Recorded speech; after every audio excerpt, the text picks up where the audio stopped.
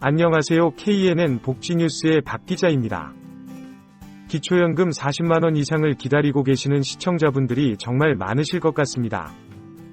2022년 7월 국회 연금개혁특별위원회가 출범해 최근까지 활발한 논의를 해왔지만 뚜렷한 성과 없이 올해 10월까지 활동기간을 연장하기로 했습니다.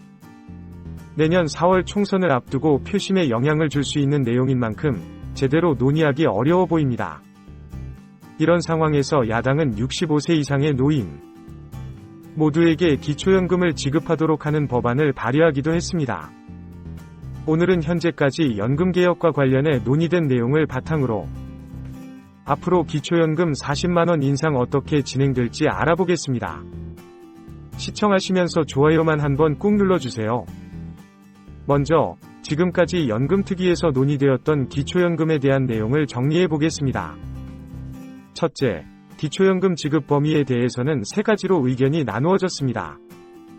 민주당에서는 기초연금을 만 65세 이상 모두에게 지급해야 한다고 주장하는데 현재 소득 하위 70%에게 지급하는 기초연금을 100%로 확대해 만 65세 이상 모든 어르신들에게 지급하자는 내용의 기초연금 확대법을 발의한 상황입니다.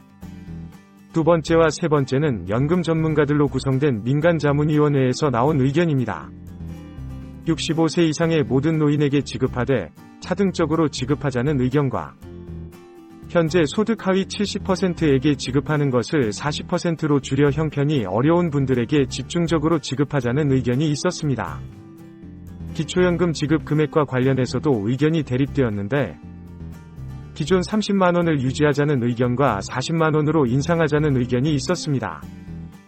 마지막으로 일괄 인상하기보다는 하위 계층에게 더 줘서 소득 하위 40%에게는 50만원을, 소득 하위 70%에게는 월 35만원을 차등 지급하자는 방안도 거론되었습니다.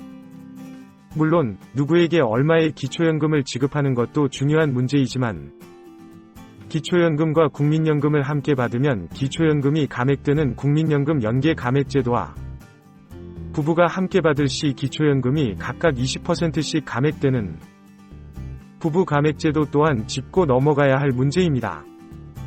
연금특위 민간자문위원회에서는 국민연금 연계 감액제도는 폐지해야 한다는 의견을 제시했고 민주당에서는 부부 감액제도를 폐지하자는 개정안을 발의한 상태입니다.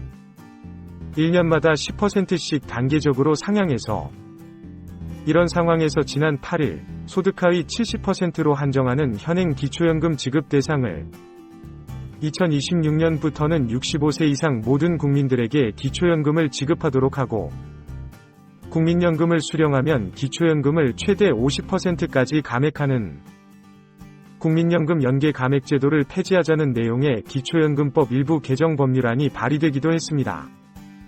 하지만 70%를 나누는 기준이 객관적이고 명확하지 않으며 기초연금을 받지 못하는 30%의 노인들이 다양한 이유로 사각지대에 방치되는 경우가 많기 때문에 대상자를 100%로 확대해야 하며 국민연금 연계 감액의 경우에도 국민연금을 성실하게 납부해온 가입자들에게는 상대적으로 불리하기 때문에 감액 조항을 폐지해야 한다고 말합니다. 여러 연금 전문가들의 의견도 중요하지만 기초연금이든 국민연금이든 대상자이신 어르신들의 의견도 적극적으로 반영해야 한다는 생각이 듭니다. 덧붙여 기초연금과 관련한 영상을 준비하다 보니 기초연금 대상자를 선정할 때 활용하는 소득 인정의 계산에 불리한 부분들이 보였습니다. 예를 들면 집이나 건물은 매매가로 계산하는 것이 아니라 시세의 약 50%에서 80% 정도 되는 시가 표준액으로 반영하기 때문에 기본 공제에 효과가 있지만 금융재산의 경우 공제가 2천만원 밖에 되지 않는 등 재산별로 공제 금액이 차이가 있습니다. 그래서 5억짜리 집을 가지고 있는 것보다 평생 일해서 모은 현금 2억을 갖고 있는 것이 훨씬 불리한 것입니다. 이상 KNN 복지뉴스의 박기자였습니다. 궁금하거나 보고 싶은 콘텐츠가 있다면 댓글로 남겨주세요.